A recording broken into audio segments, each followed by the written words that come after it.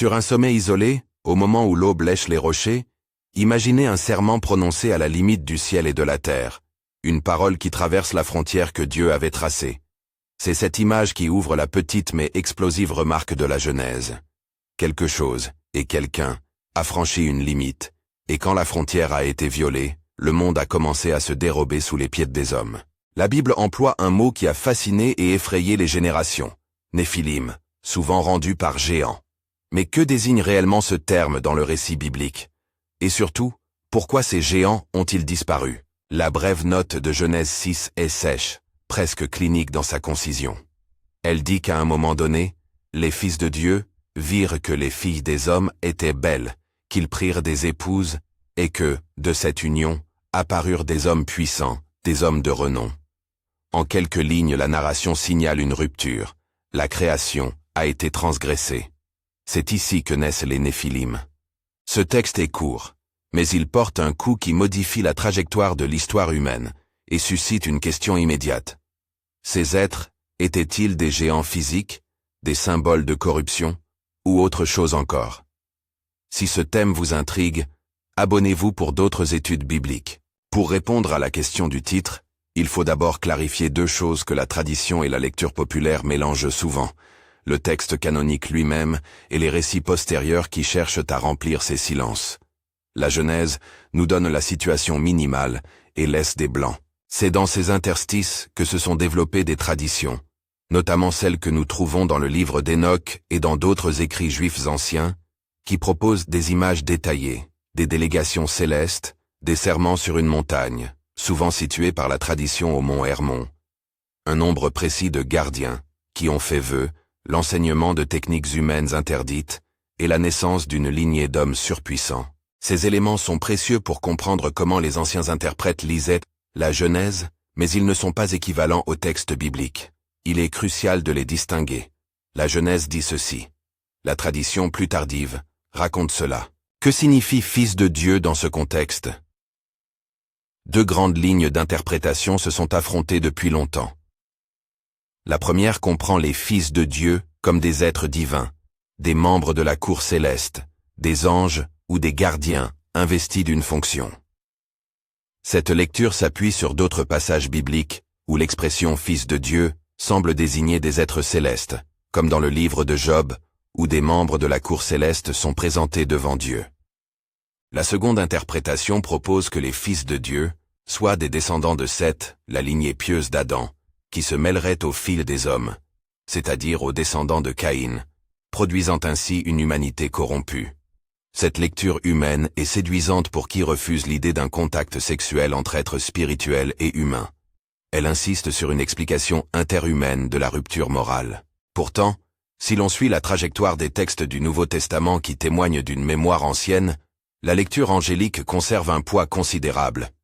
Jude, en rappelant un incident ancien, renvoie explicitement à des anges qui n'ont pas gardé leur dignité et sont gardés sous des chaînes éternelles dans les ténèbres.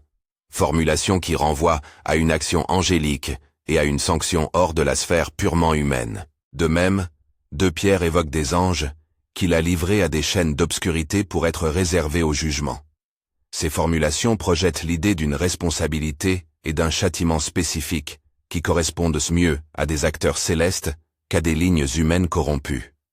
Il ne s'agit pas simplement d'un péché moral ordinaire, il y a ici une transgression de frontières ontologiques. Le terme « watcher » ou « veilleur », « gardien », qui surgit dans la littérature énochique, livre d'Enoch, illustre une conception ancienne. Certains êtres célestes avaient pour fonction de veiller, d'observer et parfois d'intercéder. Leur vocation comportait des limites. Selon la tradition d'Enoch, qu'il faut explicitement marquer comme extra-canonique, un nombre précis de ces veilleurs aurait juré serment sur le mont Hermon, rompant l'ordre divin. La tradition précise même des détails frappants. Ils enseignèrent aux hommes des savoirs interdits, forger des armes, travailler les métaux, user de cosmétiques pour séduire, lire les astres pour deviner le temps, et, pire, instaurèrent une culture de domination et de violence. Ces affirmations fournissent un récit cohérent pour expliquer comment la violence fut institutionnalisée. Mais elles sont des commentaires, pas des reformulations directes du texte de Genèse. Pourquoi la Bible parle-t-elle de hommes puissants, hommes de renom? Le mot Néphilim dans sa racine hébraïque porte l'idée de ceux qui font tomber ou de ceux qui sont tombés, et la Septante grecque a rendu ce terme par gigante, d'où notre traduction courante géant. Mais ce glissement vers l'image du gigantisme corporel est en partie une interprétation culturelle et linguistique. Géant renvoie à une stature hors norme, mais dans le texte hébreu, l'accent peut tout autant être sur la puissance, la violence, l'autorité illégitime. Autrement dit, parler de géant ne fixe pas nécessairement une mesure physique. Cela signale des figures qui dominent, qui écrasent, qui rompent l'ordre. Leur taille est celle de leur influence perverse sur la société, pas uniquement celle de leur corps. Et quelles furent les manifestations concrètes de cette transgression? Ici aussi, il faut séparer ce que la Genèse affirme directement et ce que les traditions rapportent comme conséquence. Le texte biblique insiste sur la corruption généralisée. La violence humaine s'accrut. La pensée et l'agir humain furent dévoyés. Les traditions anciennes précisent le mécanisme.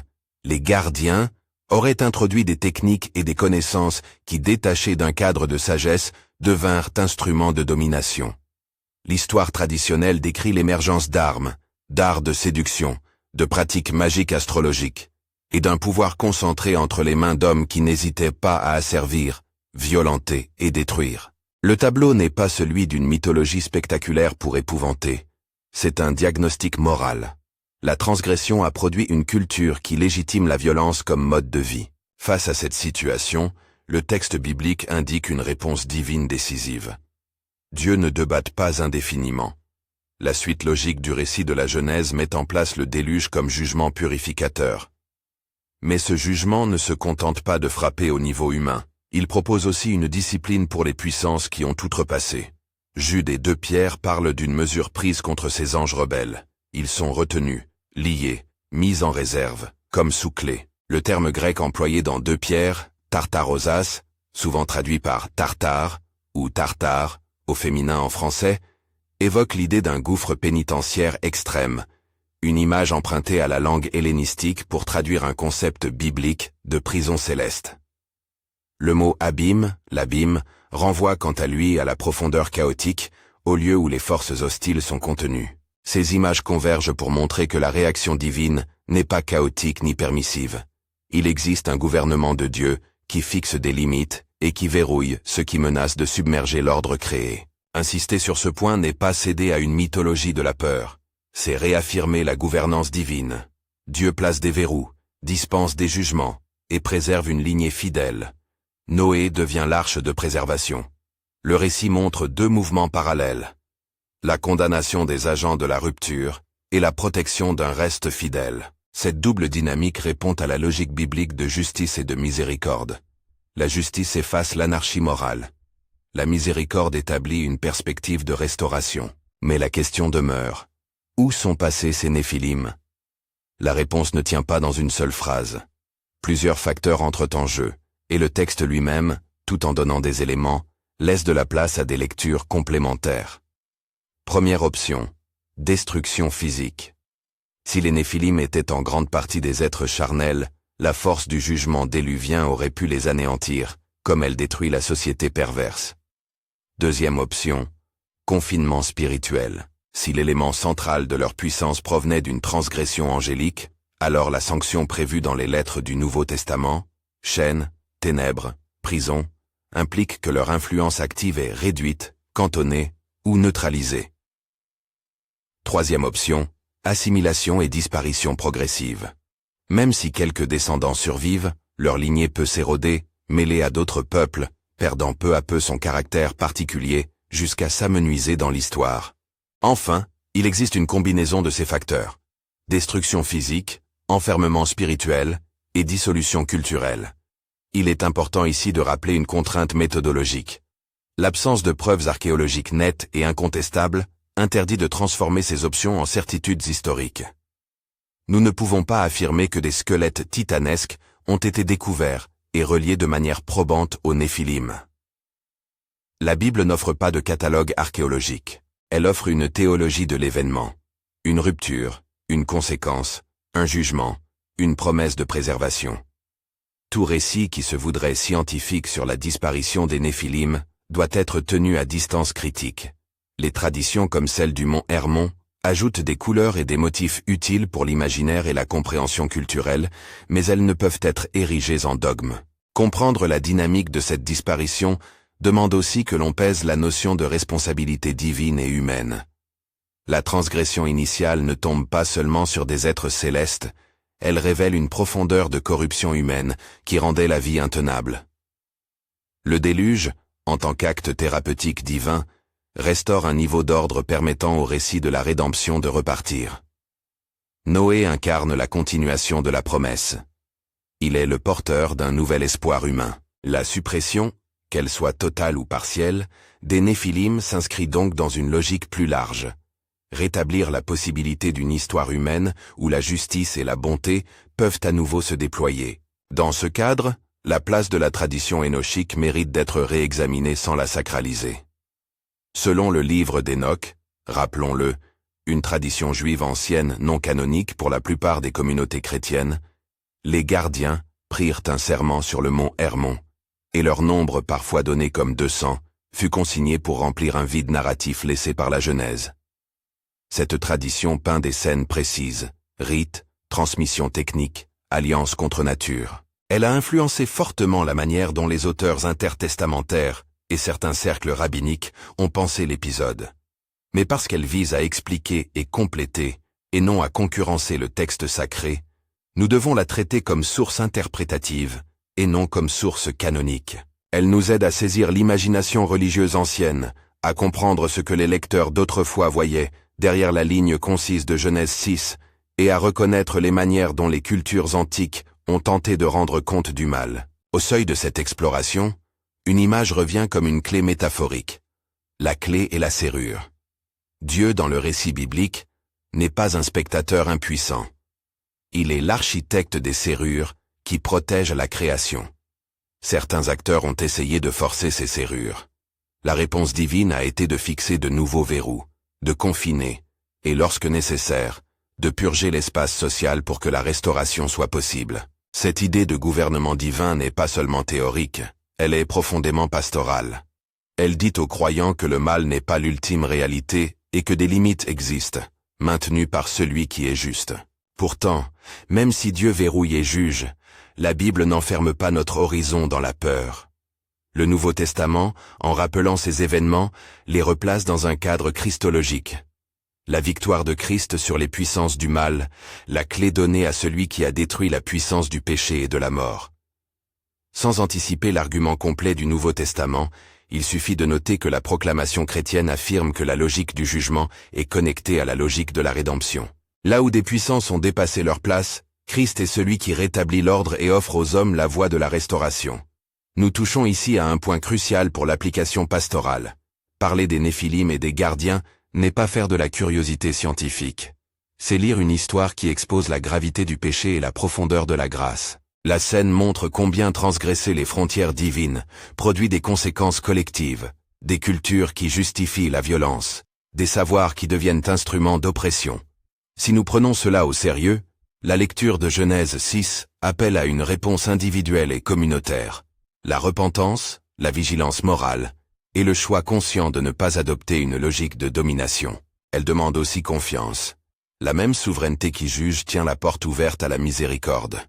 Avant d'entrer plus loin dans les détails techniques, philologiques, historiques et théologiques, qui permettront de peser entre la destruction, le confinement et l'assimilation des Néphilim, il faut s'arrêter un instant sur la manière dont ces récits ont formé l'imaginaire religieux.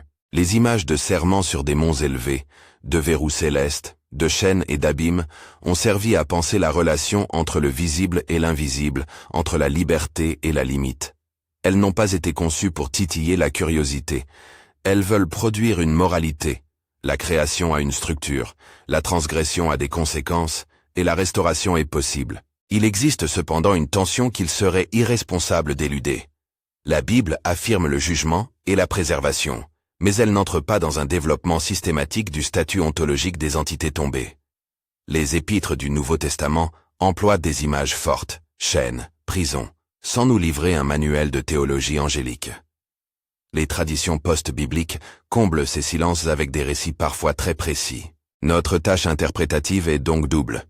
Écoutez attentivement le texte canonique et interrogez les traditions pour ce qu'elles peuvent apporter, sans les confondre avec l'autorité scripturaire. C'est ce fil critique que nous devons garder en main si nous voulons dire pourquoi la Bible parle de géants, et pourquoi ils ont apparemment disparu.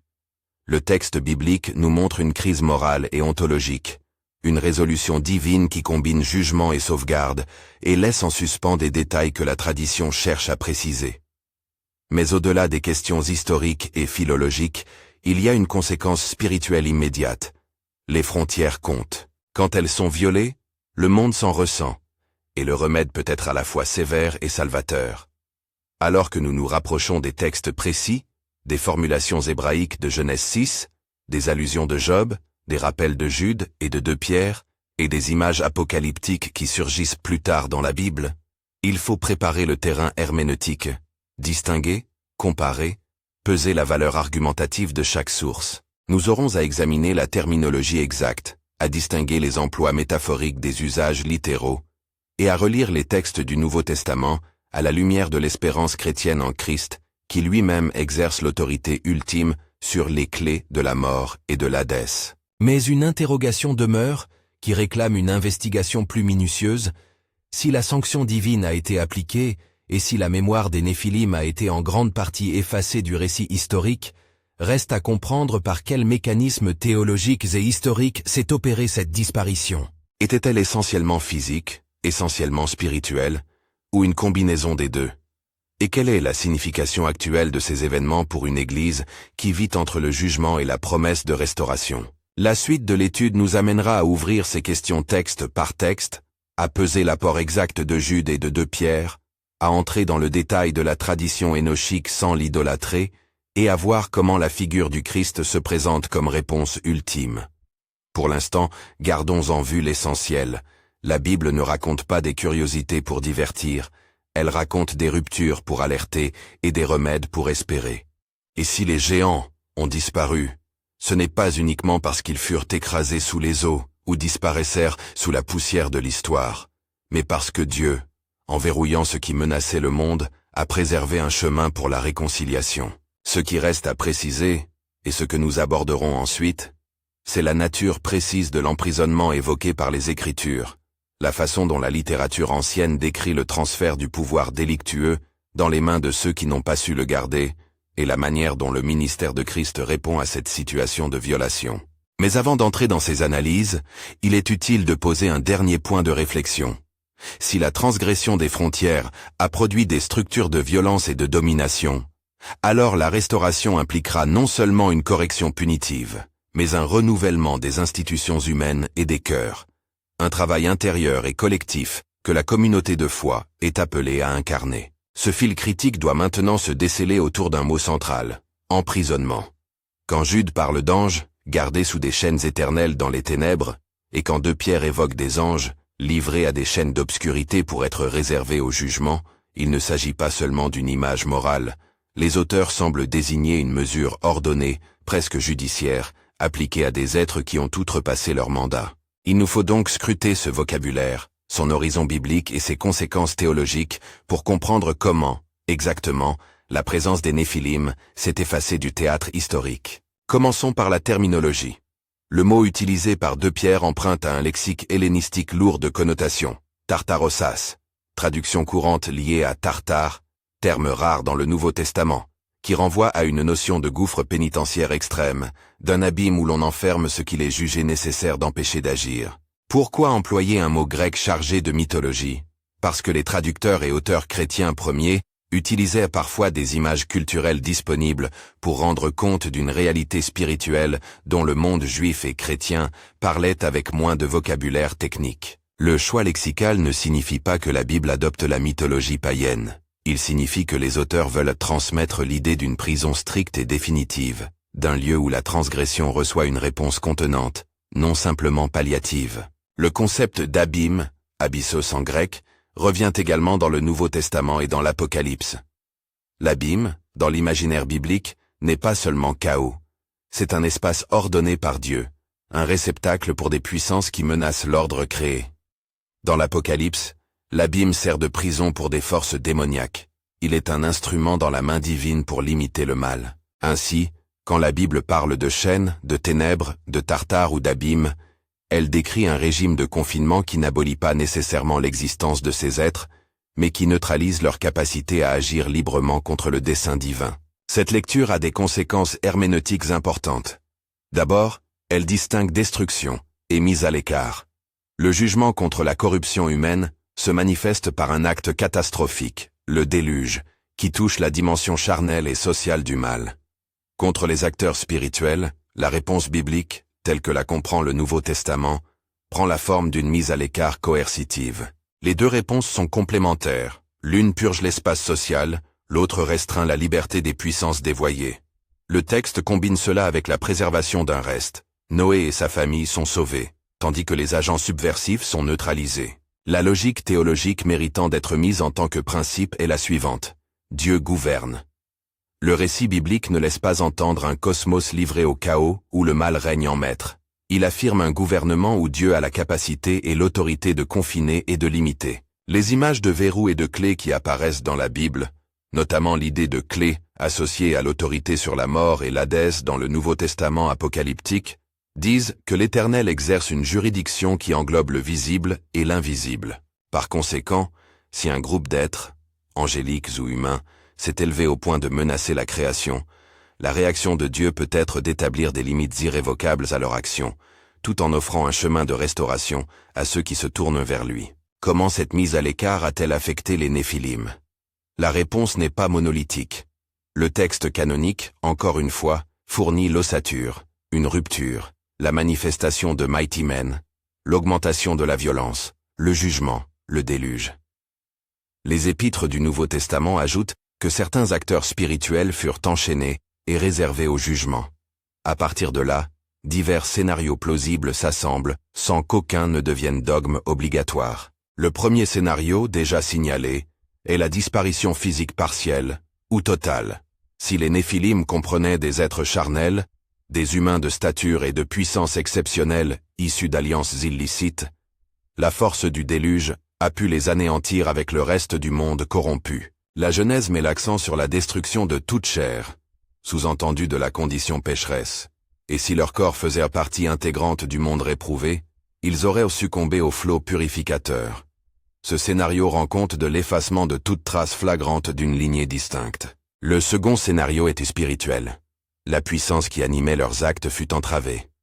Si l'intensité de la domination tenait au soutien ou à l'influence d'entités célestes hors de leur place, alors la mise en réserve de ces entités, chaînes, ténèbres, prive ces humains de la source de leur distinction. Ils peuvent demeurer biologiquement présents, mais privés du pouvoir extraordinaire qui les rendait hommes de renom. Ils deviennent à la manière des autres peuples. Assimilation et dissolution culturelle suivent souvent. La force d'une élite se disloque si ses appuis surnaturels disparaissent. Le troisième scénario est mixte. Destruction, confinement et assimilation.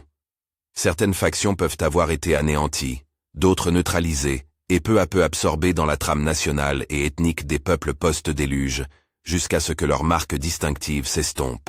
Ce mélange explique pourquoi des récits folkloriques et affrontements à propos d'anciens héros persistent dans les traditions tout en s'évanouissant dans l'archéologie et l'histoire concrète. Il faut souligner à nouveau une prudence méthodologique.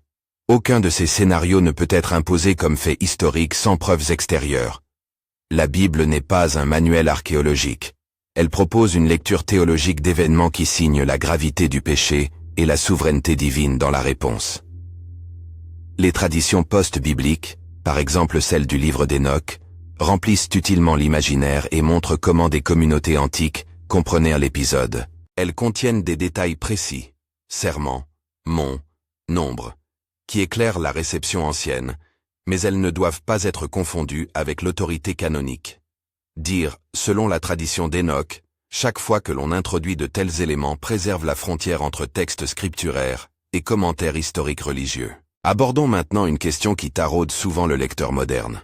Pourquoi certains textes post-bibliques se montrent si loquaces sur ces détails?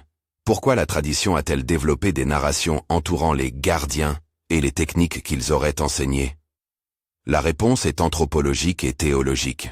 Les sociétés cherchent des explications à la corruption et à la violence. Raconter que des êtres d'en haut ont enseigné des savoirs sans éthique travail des métaux pour forger des instruments de domination, art de séduction pour manipuler, pratique divinatoire pour contourner la providence, permet de situer la responsabilité du mal, à la fois dans le ciel et sur la terre. Cela déporte la faute de la seule faute humaine vers un panorama plus large, mais en même temps met en garde. La connaissance technique sans sagesse morale devient instrument d'oppression. Cette mise en garde a conservé sa force éthique pour nous aujourd'hui. La technique n'est pas neutre si elle est détachée de fins justes. Relisons donc les motifs éthiques de l'épisode. Violation de frontières, abus de fonction, diffusion de savoirs destructeurs et institutionnalisation de la violence. L'histoire des Néphilim devient une parabole sacrée sur la corruption institutionnelle. À travers elle, la Bible nous interpelle sur la manière dont le pouvoir se légitime, sur la séduction de la force et sur la facilité avec laquelle une culture entière peut adopter la logique de la domination. Voilà pourquoi Genèse 6 n'est pas une curiosité marginale. C'est un passage de théologie sociale qui éclaire la genèse des systèmes oppressifs. Revenir au texte du Nouveau Testament permet d'approfondir cette perspective eschatologique. Les auteurs du Nouveau Testament, en rappelant l'incident ancien, ne se contentent pas de raconter une anecdote primitive. Ils puisent une analogie pour la manière dont Dieu gouverne le monde et dont la justice opérera. Par exemple, l'idée de réserve au jugement pointe vers une justice future. Les acteurs subversifs sont retenus jusqu'au jour où tout sera jugé. Cette mise en réserve s'inscrit dans une perspective judiciaire. Il y a une dimension finale où l'histoire sera éclairée et jugée selon la justice de Dieu. Par conséquent, la disparition des Néphilim, partielle ou complète, préfigure aussi l'ordre eschatologique. Le mal sera limité, contenu et enfin jugé. Quel est le rôle du Christ dans tout cela? La Bible chrétienne place le Christ au cœur du gouvernement divin. Les Écritures affirment que le Christ domine toutes autorités et puissances, qu'il a conquis la mort, et que les clés de la mort et de l'Hadès lui appartiennent selon l'apocalyptique chrétienne. Cette affirmation ne négationne pas l'existence continue du mal. Elle affirme que la puissance corrective et restauratrice est déjà exercée en Christ. L'autorité de Jésus consiste à limiter, à désarmer et à proposer la restauration. Il n'est pas seulement juge, il est aussi rédempteur. Ainsi, la même volonté divine qui a confiné et jugé les agents de la rupture construit aussi un chemin de salut qui reconstruit l'humanité malgré la transgression. Le message chrétien fait coexister ces deux axes, justice et miséricorde. Une lecture pastorale de ces éléments conduit à plusieurs applications concrètes et contemporaines. Premièrement, la nécessité de protéger les frontières voulues par Dieu. Cela peut sembler abstrait, mais les frontières ici sont à la fois morales et institutionnelles. Limites éthiques dans l'usage du pouvoir, garde-fous communautaires contre la violence, et discipline spirituelle qui évite la contamination du péché. L'Église est appelée à être une institution de garde et de restauration, non une machine de domination. Quand une communauté abandonne ses frontières, que ce soit autour du sexe, de l'argent, du pouvoir, elle court le risque d'être infiltrée par une logique qui transforme le don en instrument d'oppression. Deuxièmement, l'épisode nous appelle à une vigilance sur la transmission du savoir. Les Néphilim, selon la tradition, ne produisirent pas seulement une force brutale, ils introduisirent des techniques sans éthique. Aujourd'hui, dans un monde saturé de technologie, de science et de moyens d'influence, la question est la même. Comment s'assurer que le savoir serve la vie et non son instrumentalisation pour la domination? C'est un appel à l'éthique professionnelle, à la pédagogie morale et à la sagesse communautaire. Troisièmement, la scène biblique est une exhortation à la repentance et à la restauration personnelle. La corruption dont Genèse 6 parle n'est pas uniquement externe. Elle a une face interne. Désir, convoitise, orgueil. Le témoignage scripturaire montre qu'un peuple entier peut s'écarter par accumulation de choix individuels. La restauration commence par la conversion des cœurs, le respect des limites et la reconnaissance que l'autorité souveraine de Dieu est la seule qui garantisse la liberté véritable. Quatrièmement, l'épisode montre que la justice de Dieu n'est pas l'anéantissement gratuit, mais un acte ordonné qui vise à préserver la possibilité d'une histoire humaine.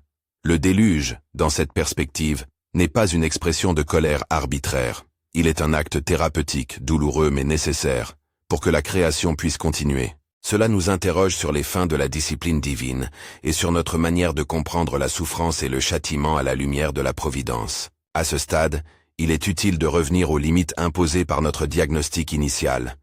Distinguer clairement ce qui relève du texte canonique et ce qui relève de la tradition.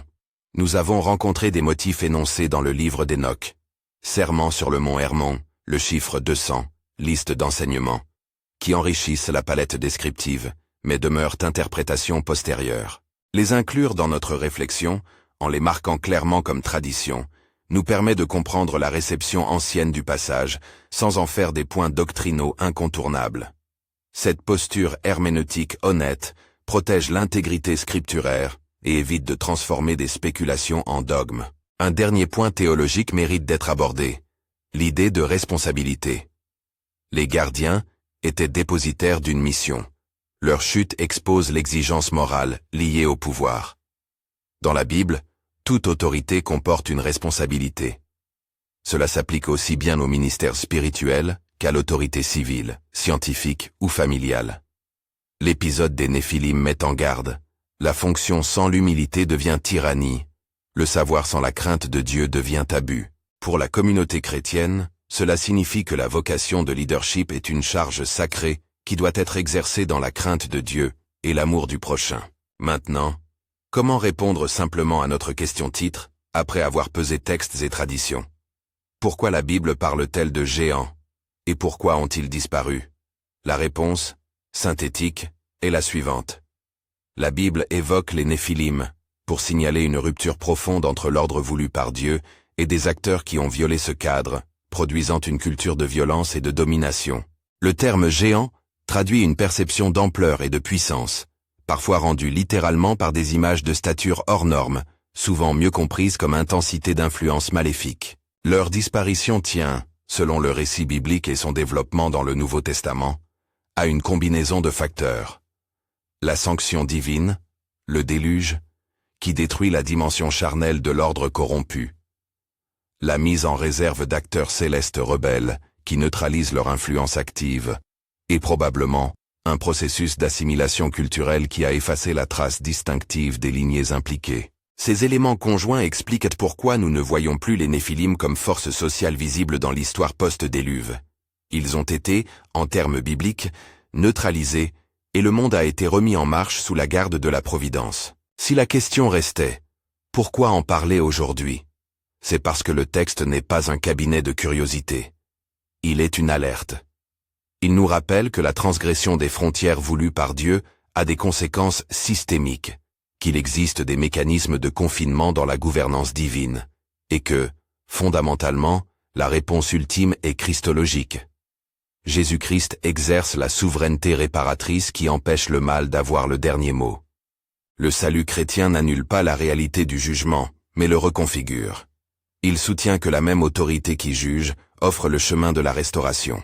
En guise d'application pratique et pastorale pour ceux qui nous écoutent tout lise, 3 orientations concrètes peuvent être proposées. Premièrement, examinez vos propres frontières, dans vos usages du pouvoir, dans vos relations, dans la manière dont vous exercez l'influence. La Bible nous invite à conserver des frontières saines plutôt qu'à les briser au nom de l'efficacité ou du désir. Deuxièmement, restituez le lien éthique au savoir. Interrogez vos pratiques professionnelles à la lumière du bien commun. Troisièmement, croyez à la possibilité de restauration. Si la Bible évoque jugement, elle évoque tout autant un chemin de salut. La position chrétienne n'est ni fataliste ni complaisante, elle est exigeante et pleine d'espérance. Pour finir, revenons une dernière fois à l'image inaugurale. Ce sommet isolé, ce serment prononcé à la limite du ciel et de la terre. L'image nous hante parce qu'elle concentre le sens de ce texte. Une frontière profanée, une création menacée, une réponse divine qui restreint et restaure. Les géants de la Bible sont, en ce sens, autant une réalité qu'une mise en garde. Ils incarnent ce qui arrive quand la création est détournée de sa fin et montrent, par leur disparition, que Dieu sait reprendre en main l'histoire pour ouvrir un chemin de vie.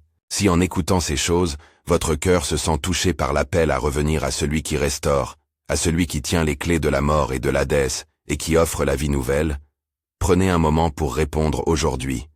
Écrivez « J'accepte Jésus » en commentaire ou parlez à votre pasteur.